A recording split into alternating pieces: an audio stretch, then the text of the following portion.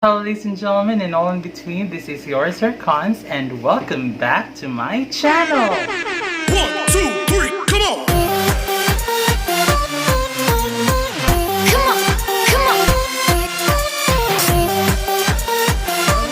Konfi, how are you today? So I hope that you are doing well, you are doing fine. Well, by the way, for today's vlog, we're going to talk about our reaction and what is our idea as to the latest news is concerned. We have heard it was released last Friday, August 13, that the opening of classes is no longer August 24. It will be on October 5. So what will be our reaction to this news? This is a very big news because as what we all know, in the past few days there are a lot of issues that was raised, and some teachers even shared that they wanted the opening of classes, which is supposed to be August 24, be moved. And last Friday in the morning, there is a memorandum coming from the office of the president stating that the opening of classes shall be deferred on October 5. So let's talk about it. There are some questions that was raised before, and I've heard and I even received a lot of private messages concerning the opening of classes. So let's try to talk about it. Now, it was first scheduled on August 24. So maybe some of you are asking, why was it really set on August 24? Now, according to Secretary Briones, it is the opening, the August 24 opening is already the farthest legally acceptable schedule. Because if we are very much aware with the Philippine Constitution, it is according to Republic Act 7779, the opening of classes shall start on the first Monday of June and not later than the last day of August. That is why Secretary Briones said that August 24 is really already the farthest legally acceptable, or it is the farthest of what is legally allowed. Okay, now because of such, they really try their best to have the opening of classes on August 24. But there is Republic Act 11480. Republic Act 11480 gives the President Rodrigo Roa Duterte,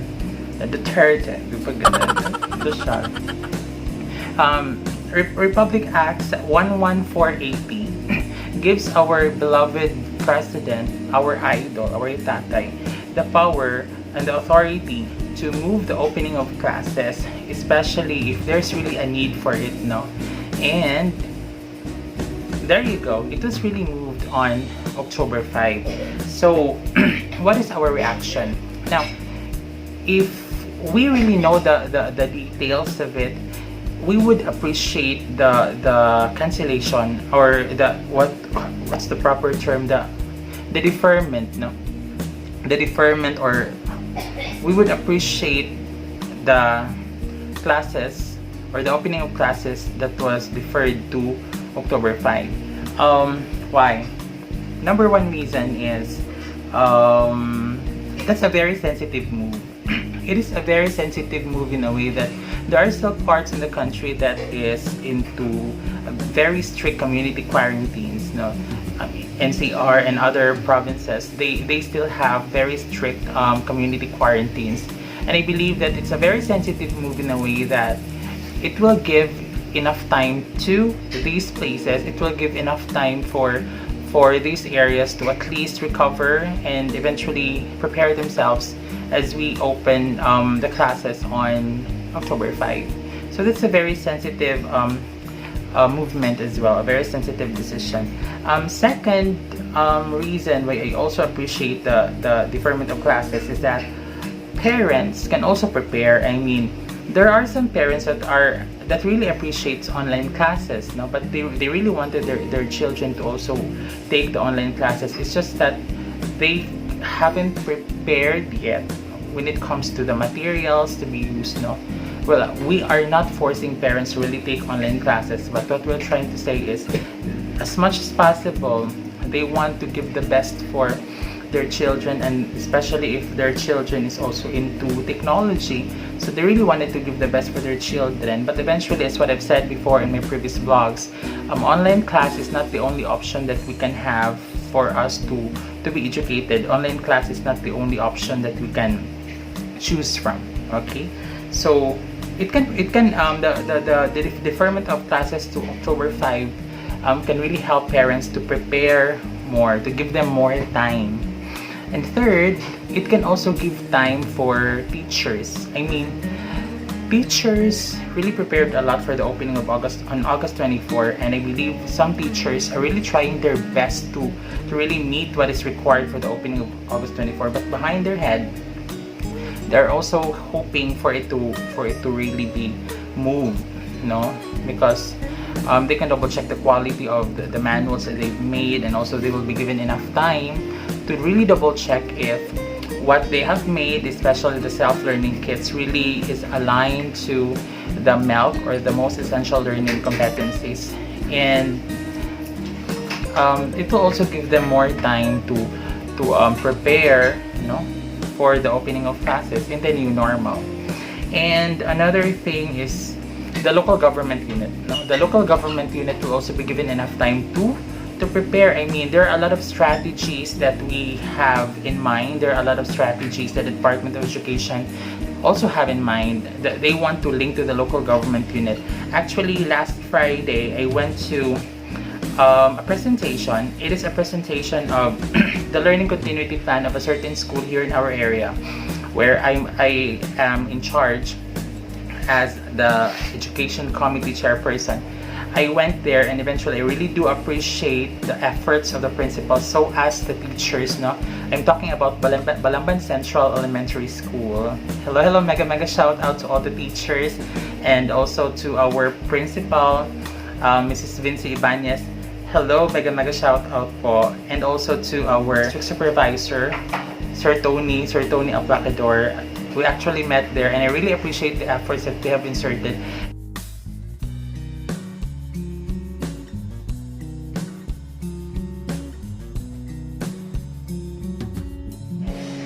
No students will be left behind during this pandemic. It is furthermore, our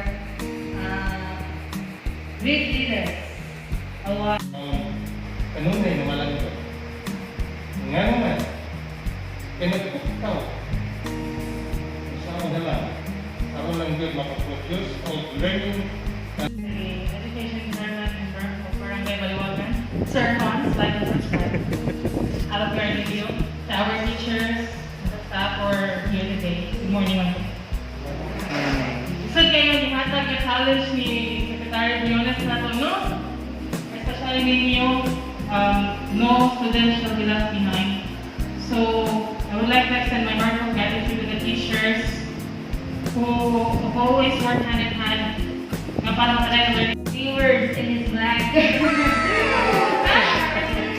Okay, so to give this message and ideas, may I call on the Barangay Councilor and the Committee Chair of Education in Barangay Baliwagan, Honorable Alfred Artilio. Round of applause, please.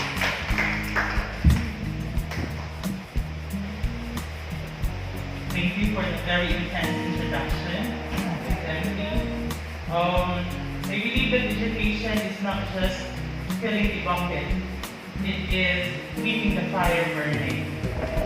To the Balamban 1 BSDS, Sir Tony Aplacador, to our municipal councilor, education chair, Honorable Rizal Limaco, to the PTA president, Sir Dennis Villamor, and of course to our beloved principal, Ma'am Vinci, and to the rest of the faculty and staff, good morning.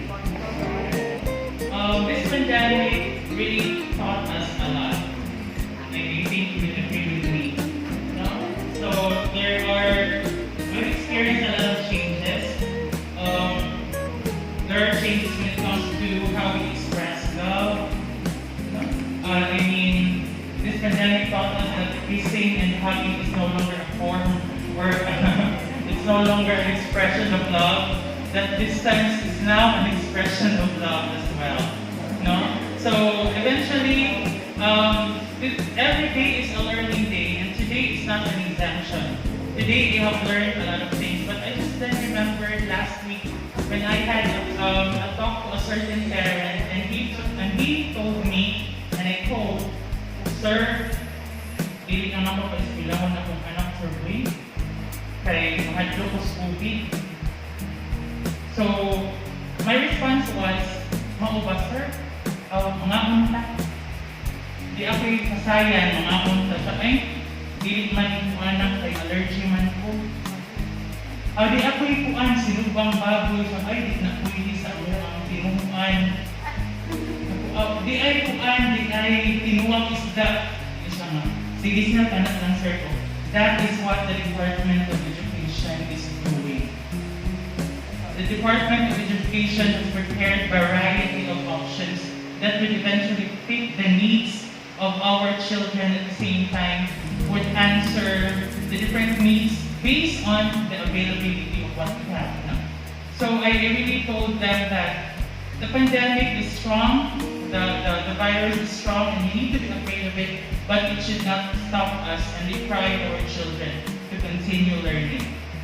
And they also raised the possibility if we can utilize the existing puroks. Now, because in our barangay we have 6 existing puroks. These are different locations. These are the different sitios in the barangay where they can utilize, especially in the distribution of the modules, which I think is also a very, very bright idea. No, so it will also give the local government unit enough time to prepare to whatever possibilities there may be.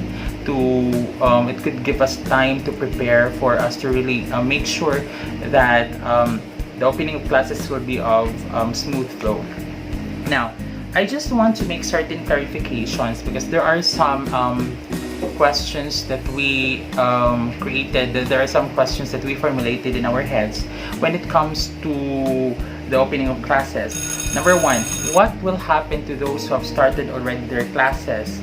Alright, no? So that's a question because there are some schools that already started their classes, especially private schools. I even know certain school that started August 3, no? Because they were allowed by the Department of Education to start earlier than August 24, for as long as they will not practice face-to-face instruction. So what will happen to them? They were even thinking that are we going to stop or shall we follow October 5? Now, just to be clarified, it was clarified with the Department of Education that though October 5 is the official opening of classes, private schools are allowed to open earlier than October 5, or they could even open on August 24 if they are prepared and for as long as they will not practice face-to-face instruction. And that was very, very clear. So, for example, a certain school opens on August 24, a private school that opens on August 24, and they will have online platform, or they will use self-learning kits or modules. That is okay for as long as no face-to-face instruction or no face-to-face platform is somehow practiced. So that's first clarification. Okay, now second clarification, when it let's try to talk about online learning. Some maybe are a little bit confused because there are some schools that are introducing online learning, and under the online learning, they also introduce synchronous and asynchronous. So what do we mean with synchronous and asynchronous? Okay, now online learning, there are different requirements. One of the requirements for online learning is eventually the gadget. May it be a cell phone, may it be laptops, personal computers, tablets, and the like. So gadgets. Second is internet connection. Now internet connection really differs from one place to the other. There are some areas that have strong internet connection, and there are some areas that that have very slow internet connection. So what is its connection to synchronous and asynchronous? Now, when we say synchronous online learning, it means that it requires real-time internet connection. Everything is live. No? So there will be an interaction between the teacher and the students. No? So it requires real-time internet connection. Now, when we say asynchronous online learning, it means that you can still do online learning. You can receive online activities, but first, you are not required to have real-time internet connection. Let's say, for example, classes it was given by 8 a.m. but your internet connection is not that stable. So you have a stable internet connection by maybe an hour after. You could still double check, you could still learn, you can still have the activity even if it is not it is already an hour late. No? So that's the difference between synchronous and asynchronous. Again, synchronous online learning requires strong internet connection, for it also requires real-time internet connection. But when we say asynchronous, it gives you time, no? It gives you the freedom whenever there is a strong internet connection for you to really double check those activities, those online activities intended for you. I hope I made myself clear. And about self-learning kits, about modules, no? Self-learning kits are made by teachers that is also aligned to the MELC. What is MELC? MELC, no? So MELC means most essential learning competencies. So the learning competencies before, no? So they picked the most essential learning competencies, and they made sort of a workbook. So it's a self-learning kit that would include not only the topics but also the different activities, no? So that's it. So I hope I made it clear, no? I hope that it can help you out, no? I hope that I was able to explain further why October 5 opening of classes is okay, and at least I have shared to each one of you the positive things that the opening of classes on October 5 can bring. I mean, it really depends on how we see situations. It depends on us on how we see things. So if we look at a glass half empty or half full, really depends on us. So I hope and I pray that this video, this vlog is very helpful to you. Once again, this is yours, your Kons, saying always stay safe, stay at home, stay confident, and stay alive. Bye!